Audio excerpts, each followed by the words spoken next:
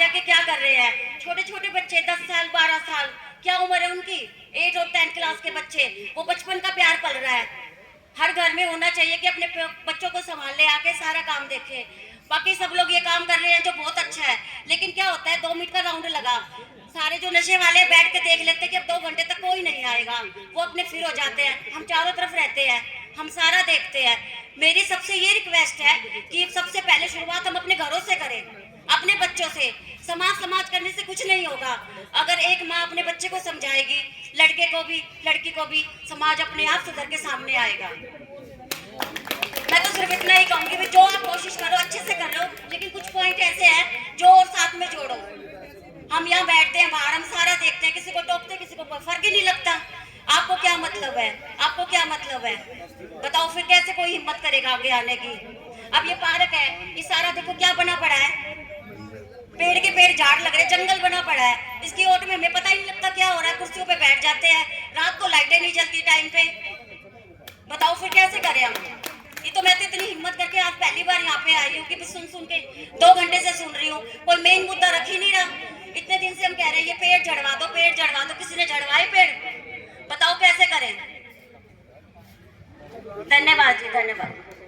इतने दस्तावेज, इतने कागज, इतनी फोटो, इतना अखबार, मतलब हर जगह इसने सबको परेशान, नाक में उंगली कर रखी है कि भाई हमें नशे से दूर रहना है, प्रशासन हमारी तरफ देखो। इसने बंदे भी अंदर करवाए हैं, दूर तो छोटो, बंदे भी अंदर करवाए हैं, जेल में भी डलवाए इसने बंदे, इसने रेड भी मरवाई हैं, इसने पुलिस वालों का सपोर्ट भी कराया, इसने उसके साथ इवन इसने ये भी बताया कि भाई आप ये करो वो करो, हम तुम्हारे साथ हैं। तो निर्मल भाई आगे आप संभालो लो। मैं आप सभी साथियों का यहाँ पहुँचने पर धन्यवाद करता हूँ।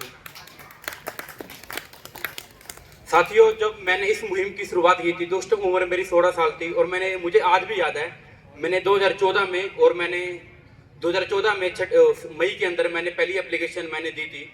तो उस एप्लीकेशन में मैंने लिखा था कि हमारे एरिया में नशे की बिक्री है जो बहुत अत्यधिक होती है, जिसकी बिक्री और क्वांटिटी बहुत ज़्यादा है बिकने में। तो उसके बाद मैं कंटिन्यूसली, मैं रुका नहीं, और मैं कंटिन्यूसली आज तक मैं एप्लीकेशन वगैरह और सभी जितने भी IPS अफसर रोहतक तक में रह कर गए, डिप्टी साहब जो भी रह कर गए, मैंने सभी को सूचित किया। और साथियों, मुझे 2018 में सबसे ज़्यादा सहयोग जसनदीप सिंह धावा ने दिया, जब यहाँ पर वो SP रहे। तो मैंने उनको यहाँ पर एक प्लान बना के दिया कि इस तरह से हम इस एरिया में रेड कर सकते हैं। तो मैंने उनको कुछ जगहें बताई, पॉइंट बताए कि आप इस एरिया को यहाँ से ब्लॉक करो, फिर आप इसमें यहाँ शुरुआत करो और यहाँ अंदर जाके आप इनको रेड करो। तो उस टाइम गोरखपाल राणा जी थे जो यहाँ पर DSP थे, तो उन्होंने इस मोर्चे को संभाला था उस टाइम जब रेड की उन्होंने वहाँ पर। तो उसके अंदर वहाँ पर उन्होंने काफ़ी प्रॉपर्टियाँ भी जब्त की थी, जो उसके बाद थोड़ा पॉलिटिक्स मुद्दा चढ़ने के बाद वो प्रॉपर्टियाँ दोबारा भेंट नहीं चढ़ पाई, ताकि उनको मकान को उन्होंने तोड़ना था वहाँ पर जो।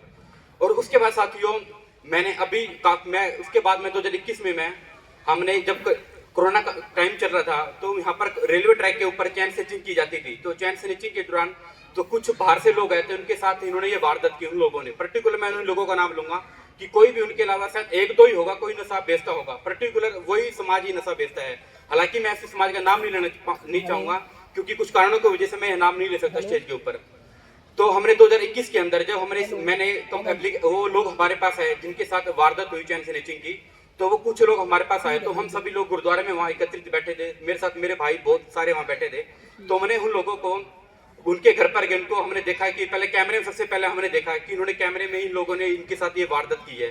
तो उसके बाद हमने पुलिस प्रशासन को वहाँ पर बुलाया, CIA वालों को हमने वहाँ पर बुलाया, और SP साहब को, उस टाइम राहुल शर्मा यहाँ पर IPS अफसर थे, तो उनको हमने कॉल करके बताया कि ऐसे हमारे एरिया में वारदात हुई है।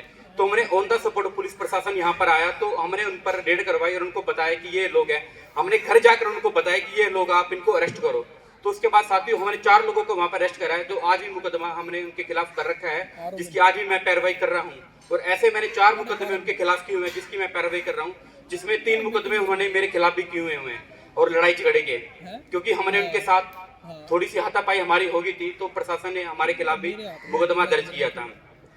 और साथियों, उसके 2021 के बाद इंदिरा कॉलोनी जो रेलवे ट्रैक है, इसके 2021 के बाद आज तक एक भी चैन स्नैचिंग उस ट्रैक पर नहीं हुआ। पर्टिकुलर मैं बांगड़ पुल से लेकर और यहाँ तक बता रहा हूँ कि एक भी चैन स्नैचिंग उस ट्रैक पर नहीं हुए बिल्कुल भी। क्योंकि मैं अपनी रिपोर्ट की बात करूँ, हालांकि कुछ छोटे माइनर से कुछ हो सकता है, वो एक अलग बात है। तो उसके बाद में 3 साल 4 साल में जर्मनी रहा। जर्मनी आने के बाद 2024 में मैं फिर दोबारा एक्टिव हुआ और 2024 जून में मैंने फिर दोबारा कंटिन्यूसली मैंने इस चीज़ को फॉलो किया मैंने।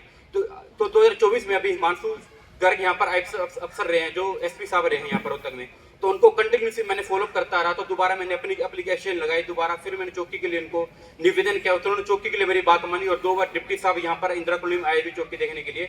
तो कुछ कारणों की वजह से वो चौकी ओपन नहीं हो पाई, तो उन्होंने कहा कि निर्मल जी हम यहाँ पर नाके लगा देते हैं। तो मैंने कहा चलो ठीक है। तो उसके बाद हमने यहाँ पर कॉलोनी के सेंट्रलाइज करके उन्होंने नाके लगाए, तो जिनके कुछ मैंने एरिया मैंने बताए थे। और जो वैष्णो मंदिर की बात करो बार बार, वैष्णो मंदिर के पास नाका लगा था देखो, तो वो नाका मैंने ही साहब को बोलकर मैंने चेंज करवाया था कि आप नाके को, सत्यवान जी इनका जी जो कर रहे हैं कि आप नाके को यहाँ पर करो, क्योंकि ये एरिया बहुत ज़्यादा संघर्षशील एरिया था। यहाँ पर बहुत सारे लोग नशा लेने के लिए आते थे, तो वो यहाँ पर उन्होंने न लगवाया। तो उसके अंदर टोटल 18 से 19 मुकदमे दर्ज किए पुलिस प्रशासन ने उनके खिलाफ। और ऐसा नहीं है कि पुलिस प्रशासन हमारी मदद नहीं कर रहा। मैं मानता हूँ कि उन्होंने 50-60% बिक्री में देखो फर्क आया है कॉलोनी के अंदर। आप 9 बजे के बाद पार्क में या कॉलोनी के अंदर निकलो तो आपका शायद 9 साढ़े 9 के बाद कोई भी असामाजिक लोग जो हैं कोई भी आपको नहीं दिखेगा। और मैं साथियों आप सबसे निवेदन करना चाहता हूं कि जो आप हमारी इस मुहिम में हमारे साथ जुड़ना चाहते हो कि ताकि हमारी कॉलोनी हमारे आसपास के एरिया नशे मुक्त हो, तो आप सभी हाथ खड़ा करके अपना समर्थन करें। मैं आप सभी का मैं धन्यवाद करता हूं और मैं आपके सभी समर्थन के लिए। साथियों हम एक रूपरेखा एक प्लान तैयार करेंगे, जिसके लिए हम आज शाम को या कल हम एक मीटिंग करेंगे और उस मीटिंग के अंदर एक हम डेट फिक्स करेंगे। तो उस डेट के अंदर हम एक अपनी कॉलोनी वासियों को, सभी आसपास के एरियो को हम एक डेट देंगे, कॉल देंगे कि आपको इस दिन इकट्ठा होना है। और हम रोहतक अपने इंदिरा कॉलोनी से लेकर हम डीसी ऑफिस तक पैदल मार्च निकालेंगे। और पैदल मार्च के अंदर हमारे साथ स्कूल के बच्चे होंगे, लेडीज होंगी, महिला होंगे, बुजुर्ग होंगे और हमारे कुछ युवा साथी भी होंगे। तो हम पैदल मार्च यहाँ से निकालेंगे, जो हमारे हाथ में बोर्ड्स होंगे जिसमें लिखा होगा कि इंदिरा कॉलोनी नशा मुक्त करो। तो हम सभी साथी यहाँ से पैदल मार्च निकालेंगे और डीसी साहब को, एसपी साहब को इनको हमें ज्ञापन देंगे। और साथियों मैं